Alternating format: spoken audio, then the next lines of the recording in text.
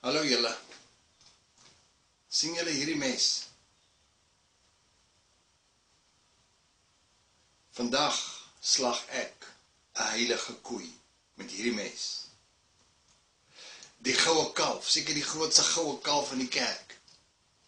En onder die mensdom gaan ek vandag slag. Wil jy moet begin dink hieroor. Wat is sy naam? Tiende. Kom tiende, dat is jou slag. Vir jare mense het ek met hierdie juk op my skouers geloop, van tiende. Ek kon nie ouderling wees in die gemeente waar ek betrokke was, sonder dat ek my volle tiende betaal nie. En kyk, dan word daar gekyk, nee, of het bruto of netto salaris is. Maar jou volle tiende sal jy betaal. Want jy sien, Maleagi word holrig gery. In terme van die tiende. Bring jou volle tiende na die skatkamers. Daar spys in my huis sal wees. Dit is Ou Testamenties. Die Leviete moes ook eet hoor. En in my swaar kry, en daarvan swaar kry, het ek daarna gestreef, omdat ek het geglo het, om te gee, om my uit my swaar kry uit te gee. Ek het geglo, ek moet my tiende ten volle gee, om seker te maak, die springkaan kom eet die my oes op nie. Met ander woorde, daar was vir ons geleer, as jy nie jou tiende betaal nie, my maat, jou kar gaan breek.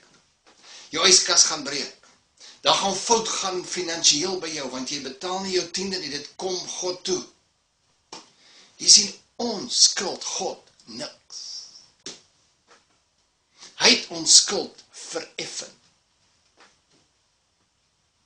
Jy kan nie tiende betaal, of tiende gee, en dink, dit gaan 'n effek op jou lewe hê nie. Nee, inteendeel, in my swaar tye wat ek so gegee het, het ek my net verder in die moeilikheid ingegee. Hierdie ding wat hulle sê, dit gaan jou uit die moeilikheid uithaal, mense, dit het nie vir my gewerk nie. Dis omdat dit wetties is. Dit is wettiese goed daai, mense, dis 'n vloek wat op jou lê, en die vloek is deur Jesus gebreek. Die skuldbrief is aan die kruis vasgenaal. Hy het 'n vloek geword. Hy het die vloek van die wet verbreek oor jou en oor my. Ons is vry van die wet is vervul. Tiende is 'n saak van die wet. Maar daai juk, daai vloek word op die mens gelaai, aan mekaar. Want jy moet gee, en jy moet dit daar gee waar jy dien. Daar moet jy jou tiende betaal. En mense, dan raak ek omgeëlie, dan wil ek sommer 'n mes gryp. As ek hoor, dat pastore en leiers van gemeentes vir mense sê, maar hierdie Desember of hierdie November, het ons 'n lofofferdag, en dan bring julle, en dan word tot bedrae vir mense gegee, van elkeen van julle moet soos in R3.000 gee. Sê ek, mense, hoe het ons verval van genade?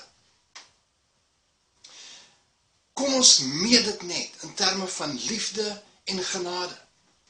Liefde is onvoorwaardelik. God het jou en my lief onvoorwaardelik.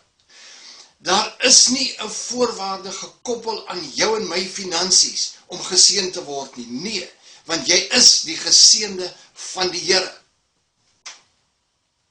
Jy is 'n nuwe skepsel.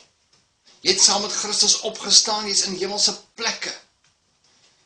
Jy is geseënd. Jy sien, die dood het reeds plaasgevind. En daarom het jy en ek reeds geërf. Ons is erfgename van God, mede-erfgename van Christus. Ons het gelyk aan Christus geërf. Wat syne is joune. Jy kan niks doen om dit te verkry nie. Jy kan niks doen om geseënd te word. Jy is reeds geseënd. Jy sien, as ons hierdie goed begin sê, dat jy moet tiende gee om die springkaan van jou af weg te hou. Jy moet tiende gee om geseënd te word. Jy moet offers gee om geseënd te wees. Dan sê ek, mense, dan is ons besig met die wet. Dan is ons verval van genade. Dan sê ons, Jesus, toe jy gesê het, dis volbring, het die Eleen vertel. want dit was toe nie volbring nie, ons moet dit nou volbring. Jy sien, dit is 'n leuen. Hy het alles vir jou en my volmaak, volbring. Jy kan nie gee om te ontvang nie. Dis voorwaardelik, dis verdienstelik. Mense dink net hieroor. Ek weet, jy's geleer om dit te doen, en jy glo dit met jou hele wese. Maar dink net hieroor. As jy vandag stop om tiende te gee en offers, dan gaan jou lewe nie slegter raak nie, want jy is reeds geseënd. Jy het reeds die mag tot rykdom. Hy wat ryk was, het arm geword, sodat jy ryk kan word. Dis vir jou gedoen. Dis met jou gedoen, mense. Hierdie heilige koei, kan jy nou maar net saam met die badwater uitgooi. Toets dit, soos ek het getoets het. Stop om tiende te gee. Stop met offers. Totdat jy op 'n plek kom, wat jy verstaan, liefde het volmaak geword in jou. En dan uit jou oorvloed gee jy, want jy kan jou dan self nie help nie. Jy sien, God het gegee, hoekom? Om terug te kry. Om te sien hoeveel hy kan terugkry. Hoe meer hy gee, hoe meer kry hy terug. Nee, God het gegee omdat hy lief gehad het. Want so lief het God die wêreld gehad, dat hy sy eniggebore seun gegee het. Jy sien, liefde sal altyd gee. Jy sal gee van jou tyd. Jy sal gee van jou energie. Jy sal gee van jou geld. Jy sal gee van jou goeders. Jy sal kos gee. Jy sal raad gee. Jy kan nie anders nie.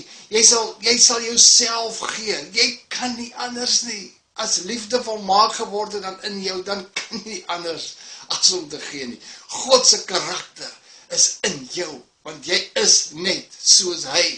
Jy is die Godsoort. Jy kan nie help om te gee nie. Jy sien, dit is 'n liefdesaak. Uit liefde uit gee jy. Daarom wil ek jy moet self hierdie juk, omdat jou denke nou verander. Haal die juk van jou skouer af en stop om wetties, tiende en offers te gee. Maar dat liefde in jou werk. Jy is vry, want die seun van die mens het jou vrygemaak. Daarom is jy waarlik vry. Maar hierdie waarheid wat ek nou vir jou gee, van genade en liefde rondom jou finansies, dit maak jou totaal vry. So leef 'n vry lewe en tree toe tot die genade van oorvloed in jou lewe, want Jesus Christus het alles reeds vir jou gedoen. Jy kan nie gee om te ontvang nie. Toe Jesus dit gesê het hy met Jode gepraat wat onder die wet was, voordat hy die prys betaal het, voordat hy die vloek geword het, en die vloek van die wet oor jou en my verbreek. Jy is vry om met jou finansies te werk, soos liefde in en deur jou werk. Jy is geslag, jou tiende koei.